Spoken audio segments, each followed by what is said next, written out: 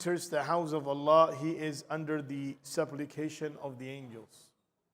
As long as he stays in the house of Allah subhanahu wa ta'ala, angels, they are making dua until this person is involved in anything that is inappropriate or wrong.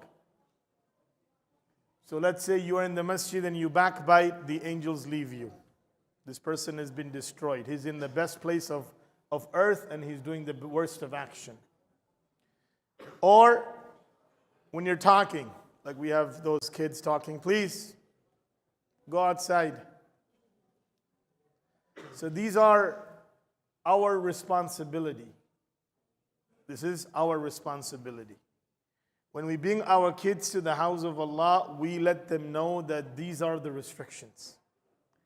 The Prophet ﷺ said, when a child commits something wrong,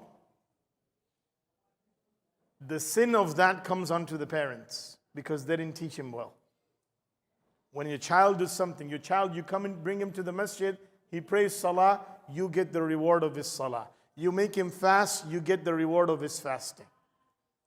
But when you come into the house of Allah and he does something wrong, then that is your responsibility as a parent to make sure that your child understands the value of the house of Allah subhanahu wa ta'ala.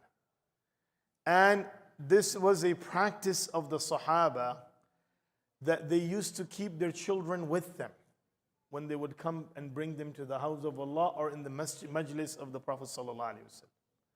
So these are part of a parent responsibility. Sometimes we just keep our children here and they just run around, do other things. And then the parents are says, okay, my son is in the masjid. But he doesn't know that the behavior that his son is doing in the masjid, it is opening up a account of disobedience for himself. So it's a responsibility. This is why we respect the house of Allah. We respect what Allah Azza wa Jal has given us as a blessing. And it's not the child's fault if he's talking or if he's doing something or if he's not listening or if he's not behaving in the house of Allah subhanahu wa ta'ala. It is the parent's responsibility. So there is no point of telling that child, and there is no point of the parent screaming at his own child of misbehaving. Why? Because the way we behave, this is how our children are going to behave. So this is why it is very essential and important that we become role models for our children when we come to the house of Allah Azza wa Jalla. We have to let them know this is the house of Allah. This is a respectful place.